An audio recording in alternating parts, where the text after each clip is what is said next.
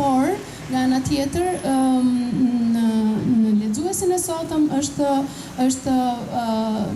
më dysha ime ishte nëse do ishin tërheqës, sepse letërsia, pikë së pari, në qoftë se ti s'ke arritur elementin tërheqës, nëse ke humbur një lexues, edhe kjo është pjesa më kryesore e një vepre të ditëve të sotme. Dhe nga ana tjetër ishte edhe fakti nëse këta libra që ishin gjysmë letrar, a do ishin si do thuash, duke qenë se përbënin edhe të paktën çarekun me Ajsa Burareun, a do ishin ata libra që kanë tashmën rrymën e tyre. Të jesh në një juri është pak a shumë si të jesh një mami, sepse në dorëshkrim, të jesh lexuesi i parë një dorëshkrimi, është një proces jashtëzakonisht shumë delikat. Autori të lë ty në dorë atë, si të thuash, krijimin e vet, ashtu mbas edhe të papërkryer, por që përsëri, sepse ju e dini që mbasi një libër shkruhet, rishkrimi edhe redaktimi dhe shumë gjëra të tjera që ndodhin gjatë procesit të kthimit të dorëshkrimit në libër, mendoj që është një proces shumë delikat.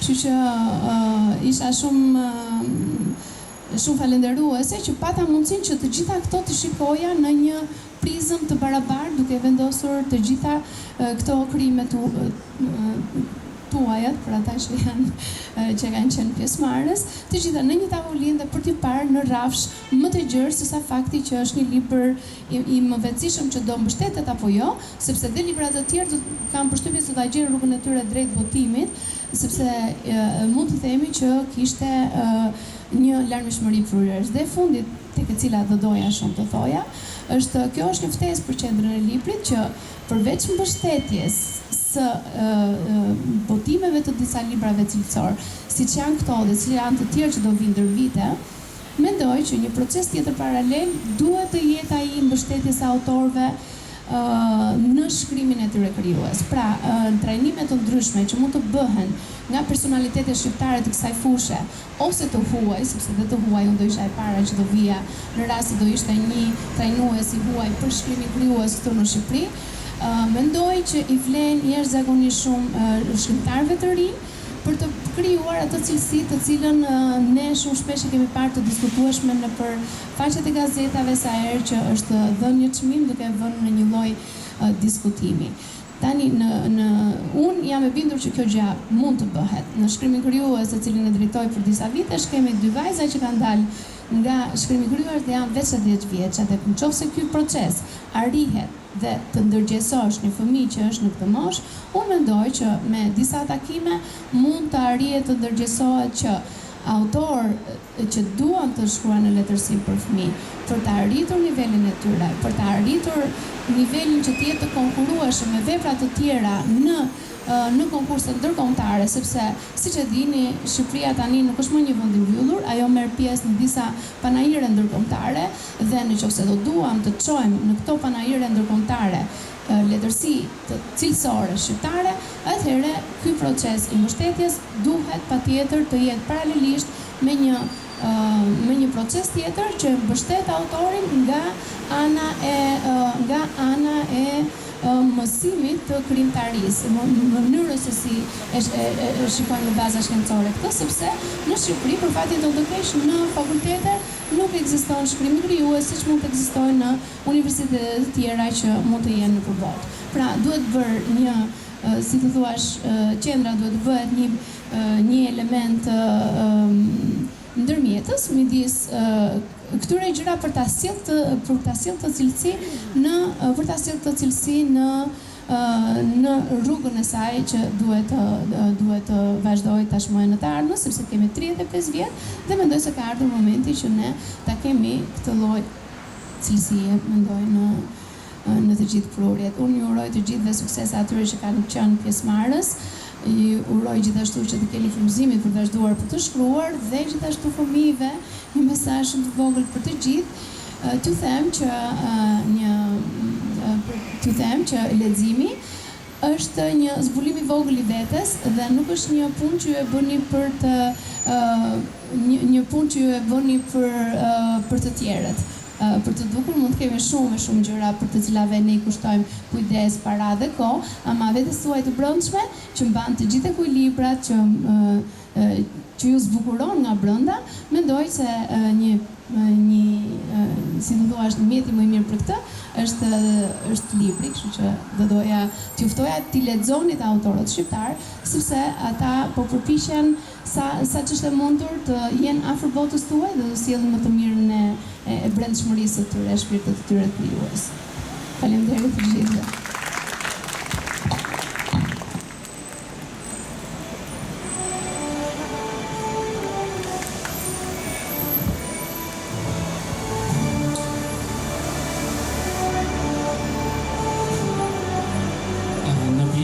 Të njoftimit që ka bërë qendra kombëtare e librit dhe leximit, po ju njohim sërish me 5 gjysmëfinalistët. Adelina Mamaçi, Tregimet e kalendarit, Botimet Univers.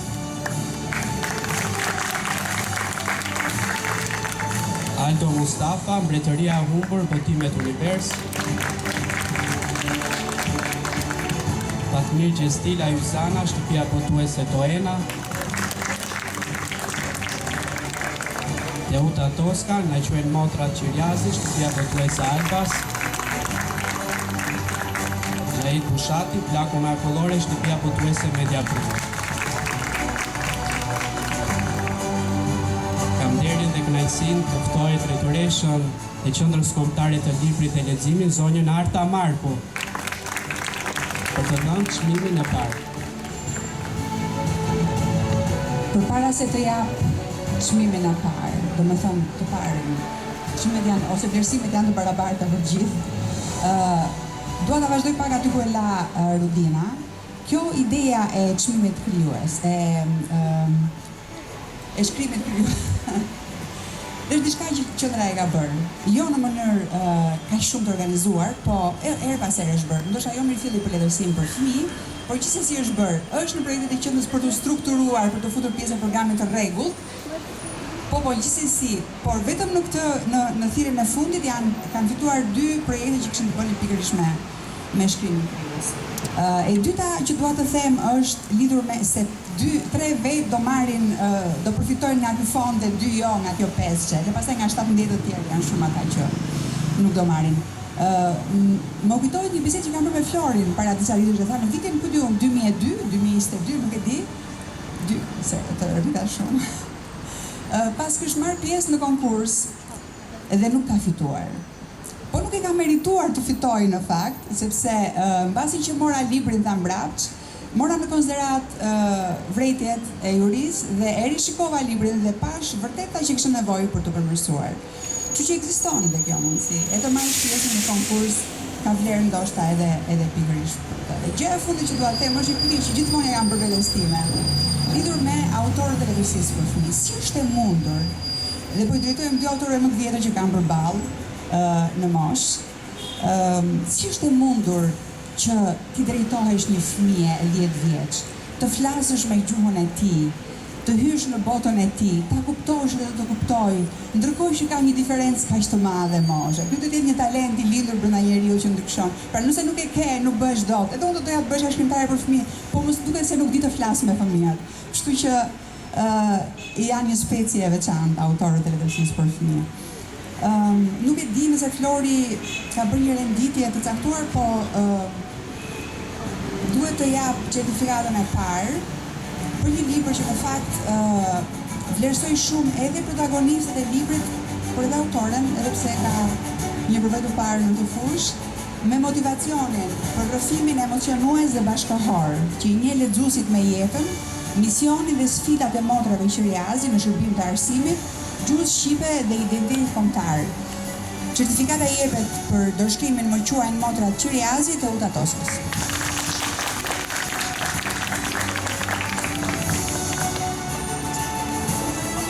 Më pëlqen shumë që o emocionove të Uta po qanë. Mund t'ju marrë pak kohë, se është një histori shumë e bukur. Në 8 orë të këtij viti, ne do të festojmë 135 vjetorin e shkollës Vashave. Dhe Unë e falenderoj Qendrën Kombëtare të Librit dhe të Leximit dhe Ministrinë e Turizmit, Shtetin Shqiptar që nderoi këtë ngjarje. Nuk e di, domethënë, këto janë gjërat që i bën Zoti se unë nuk gjej shpjegim tjetër të them drejtën. Domethënë se është një detyrë që mendoj si shoqëri kemi për të nderuar motrat që jazin. Kështu që nuk e di si ndodhi kjo punë që ju Ludina, ju Rovena, ju Flori, ju Arta nderuat domethënë nuk e di, prandaj jam shumë emocionuar për këtë gjë. Unë e falenderoj, domethënë do t'i jap Çezari, që është Çezari fillimisht, kuptimi i Shtetit Shqiptar që nderoi në fund motrat, nuk e di, edhe ishte shumë, në rastin që në 35 vjetorit të shkollës Vashave, Shteti Shqiptar po boton një tekst për këtë ngjarje. Së dyti, desha të falenderoj shkrimtarët të nderuar, domethënë Delina Mamaçi, Xhahitin. Për mua janë ata që na kanë bërë ne, shembujt. Ju kemi lexuar që kemi shkruar. Pra, mësuesit tanë, më të them. Dua të falenderoj secilën prej vajzave, nxënësve që janë këtu sepse unë kam pasur në mendjen time kur e kam shkruar historinë e pabesueshme të këtyre dy grave, të cilat kanë bërë gjëra të paimagjinueshme në një kohë kur një grua nuk dilte dot në rrugë. Përfitoni pak filmin Mos Historia, e keni parë ndoshta ose s'e keni parë, kur personazhi Donikës që luan Sevasti Qiriazidakun vjen në Korç, ajo do të hapë një shkollë dhe gjithë qyteti është kundër. Dhe po ju them që në 23 tetor 1891 kur shkolla u hap, në klasë kishte vetëm 2 veta. Aq i fortë ishte reaksioni kundër asaj shkolle, por motrat nuk u dorëzuan. Sevastia, sepse parashikja ishte më e vogël. Do ta kur të lexoni librin ndoshta dhe në fund të vitit kishte 21 nxënëse në klasë të shkëlqyera. Dhe brezi i parë u bën mësuesit e para të asaj shkolle. Kështu që faleminderit, nuk di çfarë them, falenderoj David Usaflukun, i cili është këshilltari historik i këtij libri. Ai kur unë shkrova dje për këtë gjë, më tha, Tonta Samir do të ishte të fitoje financimi sepse çfarë kombinimi do të ishte për 135 vjetorin. Fitonte Uta dhe në një farë mënyrë fitojnë edhe motrat që shkruanin për fëmijët para epokës së çmimeve.